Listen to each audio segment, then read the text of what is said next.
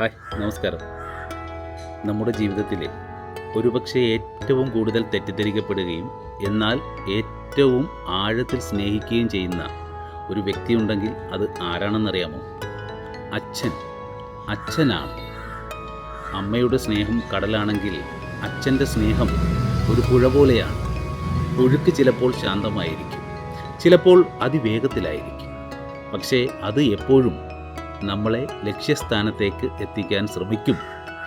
നമ്മൾ കാണുന്നില്ലെങ്കിലും നമ്മളുടെ സ്വപ്നങ്ങൾക്ക് ചിറകു നൽകാൻ സ്വന്തം ആഗ്രഹങ്ങളെ ഹോമിച്ചവരാണ് അച്ഛന്മാർ. അവർ നമ്മൾക്ക് വേണ്ടി കഷ്ടപ്പെടുന്നു. ചിലപ്പോൾ ദേഷ്യപ്പെട്ടെന്ന് വരാം, കർശനമായി സംസാരിച്ചെന്ന് വരാം.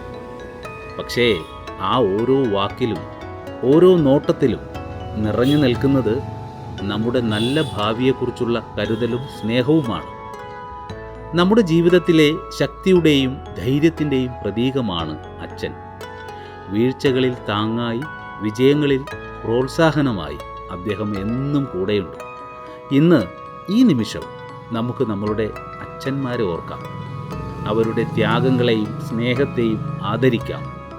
അവർ നമ്മുടെ കൂടെയുള്ള ഓരോ നിമിഷവും വളരെ വിലപ്പെട്ടതാണ്.